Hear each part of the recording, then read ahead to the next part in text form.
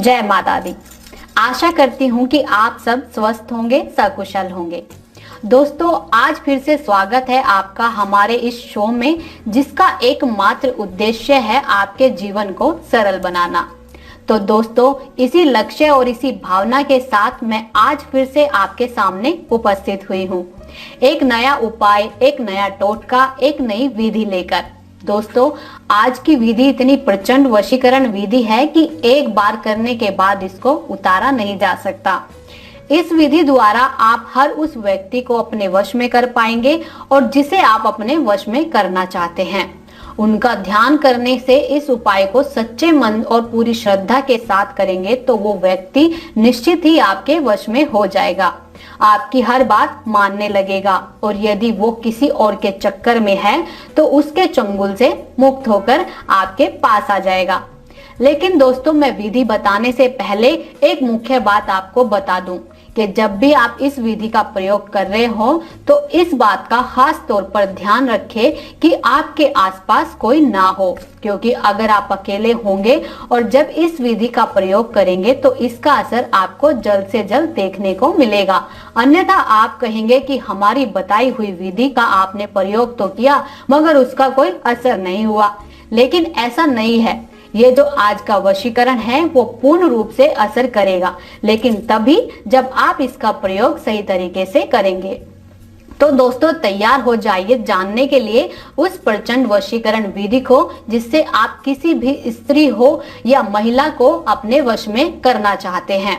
इस विधि के लिए आपको किसी भी प्रकार की सामग्री की आवश्यकता नहीं है। इस विधि को करने के लिए आपको अपने मन को शांत करना होगा, यानी जब आप इस विधि को करें तो आपका मन एक जगह ही केंद्रित हो, क्योंकि हर व्यक्ति की ध्यान करने की शक्ति एक जैसी नहीं होती।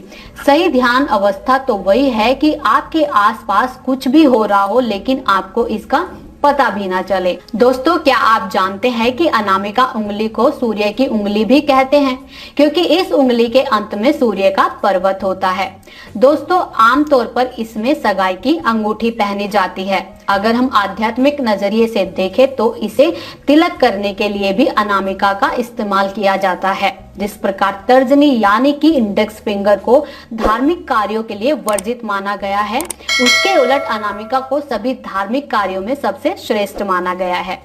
तो चलिए दोस्तों, ज्यादा समय न गवाते हुए मैं आपको आज की विधि के बारे में बताती हूँ। सबसे पहले आपको अपने घर या बाहर किसी शांत जगह का चुनाव करना होगा जहां आप इस विधि को संपन्न कर सकें। फिर आपको किसी आसन पर बैठकर अपनी अनामिका उंगली को माथे के बिल्कुल मध्यम में रखकर ध्यान लगाना है।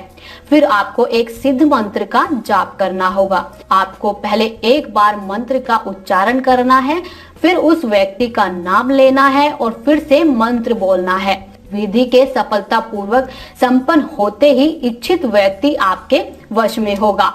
दोस्तों, यदि विधि के किसी चरण को लेकर आपके मन में कोई डाउट है तो आप स्क्रीन पर दिए गए नंबर पर संपर्क कर सकते हैं। दोस्तों, अगर हम किसी भी प्रकार से आपकी कोई सहायता कर पाते हैं तो हमें बेहद खुशी होगी। दोस्तों, ये बहुत ही शक्तिशाली उपाय है। आप लोगों से हाथ जोड़कर विनती है कि इसका प्रयोग किसी भी गलत विचार से ना करें। जय माता दी।